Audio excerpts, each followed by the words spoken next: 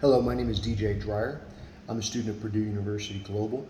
I'm sitting here with my father, James Raymond Dreyer. He is a 76-year-old white man, and I am a 50-year-old white man. I am obese, and it drives him nuts. I am studying public health at Purdue University and am going to discuss the social determinants or the determinants of health with my father. Hello, Dad. How are you? I'm here. I'm glad. Are you glad that I'm here? I understand you wanted to have an intervention with me, so I thought I'd cut you off at the knees and we'd have an intervention. Before we do it, I would start. Okay? Speak up, I can't hear you. Even with your hearing aids in. Even with the hearing aids. Okay. What are your concerns about my physical being fat?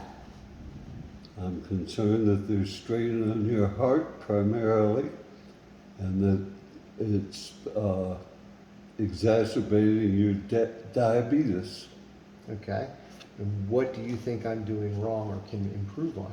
I think you're eating too much, the volume. I think you're eating too often, the frequency. And I think you're eating the wrong things, mainly processed and fast foods. Okay. So you would consider all of those aspects to be related to personal behavior, correct? Yes. Do you think there are any other factors that contribute to my obesity? Your lack of physical exercise. Would that still be considered behavior? No, I think you're just too busy. I'm too busy, so that's an environmental factor. Okay? Okay. Don't go getting all technical with me. I have to. because- This is for graduate school, so it's a graduate level conversation. Okay, I'm not graduate level material. I understand. Let me explain the environmental and physical influences. Natural environments such as plants, weather, climate. Built environments such as building and transportation. Work sites, schools, recreational settings. Housing, homes, neighborhoods. I wouldn't say I'm necessarily disadvantaged in the housing area. I don't believe I'm exposed to toxic substance or other physical hazards. Would you agree that I have physical barriers with my arthritis and my orthopedic Yes. issues? And would you agree that those place a limit on my ability to be physically active? Especially considering the physical activity levels that I've maintained most of my life? Considering the levels you've maintained most of your life, yes, I would think that. Okay. Do you think genetics plays effect? Do you have heart disease? Yes. Do you have diabetes? Yes. Do you believe that these may be genetic traits? It may be. Okay. Also, genetically speaking, age, I'm over 50. The big determinant that you normally see is when you're over 40, it becomes harder to maintain your fitness levels, correct? I'm over 40, well over 40 at this point. And the sex, males are more likely to be in all these bad categories than females, right? I don't know. Okay, well, let's just assume that they are, for the sake of this. Some of the other aspects, determinants of health, include genetics, which we just talked about, behavior, which you've identified are some of the areas where I'm weakest in, environmental and physical, which you brought up yourself, correct? Mm-hmm.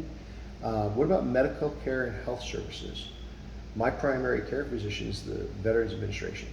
Do you think that they're necessarily potentially contributing to some of the difficulties that I have, both getting treatment for my ailments and seeking preventative measures? I do not like to downplay nor denigrate the medical profession as a whole.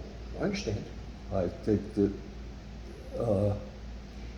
When I say the VA, VA. I mean more along the lines of the administrating of those services. The doctors are great. they're all professional. I'm not discouraging I that. know nothing about the administration of the VA. Okay. Do you think that have you ever observed that when I request an appointment, it takes too long to go get the Yes, I have noticed that, but that's also common in general populace. Okay. Some of the things that contribute to healthcare services and medical care is barriers to access to health services. I don't think I have very many barriers. I've got private health insurance, plus I have the VA for my military. So I don't suffer from lack of availability, but I do suffer from appointment availability or provider availability. I don't have to worry about high costs. While medical care has increased in costs over the years, I still get my VA for free, and I've got a pretty good PPO for my private insurance. Where a lot of people have no health insurance, I have health insurance, and I've got a pretty good one that does absorb most of the cost of health care. But I do find that it's difficult to get appointments with the doctors. Recently, and I'm saying this during the pandemic, I found that the VA does meet through telemedicine much easier and much more convenient than going into the doctor's office. And then the last area is social factors, and the assignment itself that we're having this discussion is trying to, not just talk about behavior and social factors, but I do want to cover what some social factors are within determinants of health. The availability of resources to meet daily needs, like healthful foods. I know I've got a giant refrigerator over there that has plenty of healthy food in it, or probably doesn't have healthy food in it because we didn't buy healthy food. So that's really not necessarily a limiting factor. However, a lot of times I work late when I go into the office, and I end up eating. When I was at FEMA, that's a big deal, because I was at FEMA, the only place to eat, I was at work for 13 hours, would be McDonald's. It's hard to get a healthy meal at McDonald's, even their salads are fattening. Social support and social interactions. I don't go to bars with my friends, but if I was still in a fraternity, that would probably be a limiting factor. Fraternity was 30 years ago. I'm just saying, if I was still in the fraternity, that would If be a you're limiting. still in a fraternity, you sure as hell have not studied very much It's true. after 30 years. True. Okay. And then transportation options is also a social factor, because it's one of the things that keeps you from being able to go get food. That's not a fact. I know. I just wanted to cover them so we understood. I know you're concerned with my weight, and I am doing stuff about it. As far as physical activity, I was on the treadmill this morning for a half hour. I was on the treadmill yesterday. I'm building up my speed. I'm slightly more than a walk now, but I'm going faster than you were when you're going through cardio rehab. I'm not eating out extra. I did eat out today for lunch, because I brought it back with me when I came back from the office. But I'm waiting for Sarah to make dinner tonight. And when I eat dinner tonight, I'm limiting my carbs. I'm having the barbecue, but no buns to go with it.